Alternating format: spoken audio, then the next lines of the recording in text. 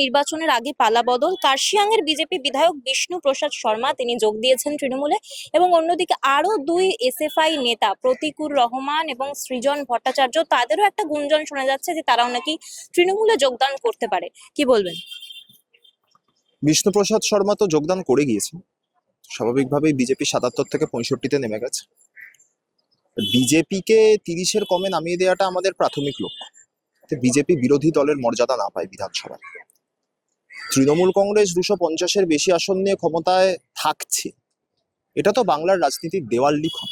এই বিষয়ে নতুন করে কিছু বলার নেই, কিন্তু এটা নিশ্চিতভাবে বলবো যে বাকি আপনি যে দুজনের কথা বললেন তারা ছাত্র রাজনীতির এলিমেন্ট, ভিন্ন রাজনৈতিক মতাদর্শের হতে পারে।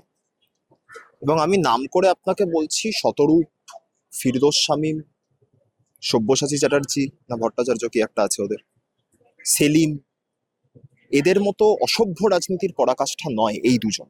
মীনাক্ষীর মতো ওপেন মঞ্চ থেকে তারা গালিগালাজ করে না, এইটুকু শিক্ষা তাদের মধ্যে রয়েছে। এবার তৃণমূল কংগ্রেসে কারা যোগদান করতে পারবেন, এই কলটা তো শেষমেশ নেত্রীর। মমতা বন্দ্যোপাধ্যায় সিদ্ধান্ত নেবেন সর্বভারতীয় তৃণমূল কংগ্রেসে কে বা কারা যোগদান করতে পারে, শেষ কলটা নেত্রীর। এছাড়া অভিষেক বন্দ্যোপাধ্যায়, সুব্রত বক্সী, অরূপ বিশ্বাস এনারাও রয়েছেন সাথে নিশ্চিতভাবে। কিন্তু নেত্রী যদি মনে করেন এবং সামনের জন্য যদি সম্মতি থাকে তাদের, তাহলে নিশ্চিতভাবে হবে যেটা বলছেন। সমস্যা হচ্ছে যে আমার সিপিএম এর জন্য খারাপ লাগে, এমনিতে বিধানসভায় শূন্য, বাংলা থেকে লোকসভায় শূন্য, রাজ্যসভায় শূন্য হতে চলেছে। 2026-এর যে রাজ্যসভার নির্বাচন হতে চলেছে সম্প্রতি, এখন বিজেপির এই সিপিআইএম এর কাছে একটা আউট অফ সিলেবাস কোশ্চেন চলে এসেছে। তারা ভাবছিল যে তৃণমূল কংগ্রেস হয়তো কংগ্রেস ভাঙাবে, তৃণমূল কংগ্রেস হয়তো বিজেপি ভাঙাবে, কিন্তু সিপিআইএম এর লোকজন, সিপিআইএম এর দুজন, এরা কিন্তু প্রাক্তন শুধু এসএফআই নেতা বললে হবে না, এরা দুজন হচ্ছে সিপিআইএম এর রাজ্য কমিটির সদস্য এই মুহূর্তে। কমিউনিস্ট পার্টির রাজ্য কমিটির সদস্য মানে বিশাল ব্যাপার। তারা যদি দল বদল করেন, কোথায় যাবেন না যাবেন অতি দ্রুত আপনারা সবই দেখতে পাবেন।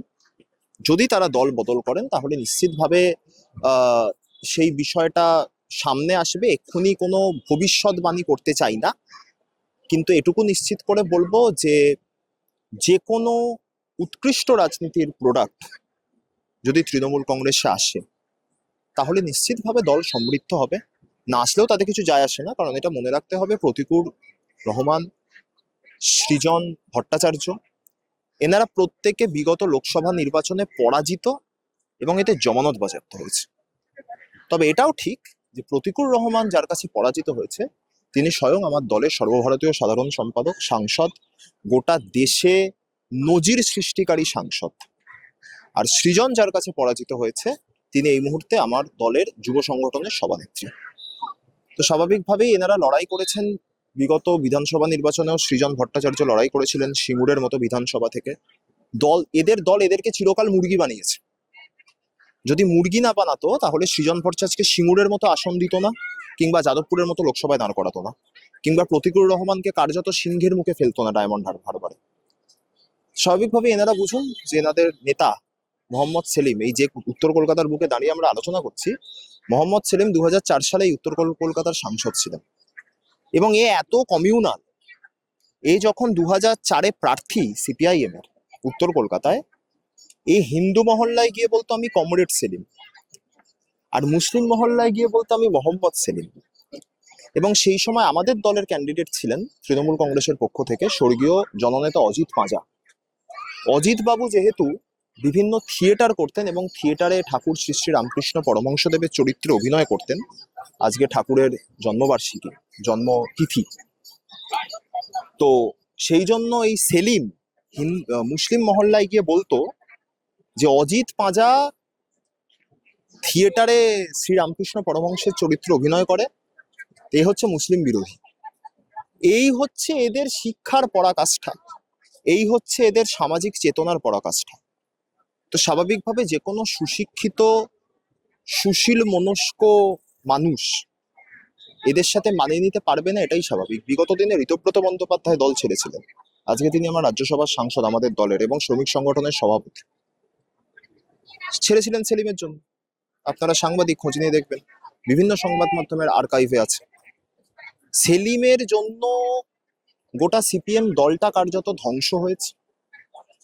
অধীর চৌধুরীকে 2021-এর আগের ব্রিগেড অপমান করেছিল, একটা আদন্ত সাম্প্রদায়িক আব্বাস সিদ্দিকীকে মঞ্চে তুলে। সিপিএম কে বুঝতে হবে, সিপিএম এর সর্বভারতীয় স্তরে প্রকাশ কারাত যে রোল প্লে করেছে, এখানে সেলিম সেই রোলই প্লে করছে। আমরা চাইছি সেলিম প্রতিদ্বন্দ্বিতা করুক। যদি প্রতিকুর রহমান, সৃজন ভট্টাচার্য তৃণমূল কংগ্রেসে আসেন, যদি দিদির আশীর্বাদে তারা প্রার্থী হন, যদি মোহাম্মদ সেলিমের ক্ষমতা থাকে, দম থাকে, এক বাপের বেটা হয়, ওর জন্ম নিয়ে যদি প্রশ্ন না থাকে, তাহলে প্রতিকুর রহমান কিংবা সৃজন ভট্টাচার্যের বিরুদ্ধে কোনো আসনে যেন ও প্রতিদ্বন্দ্বিতা করে, এই চ্যালেঞ্জটা থাকে।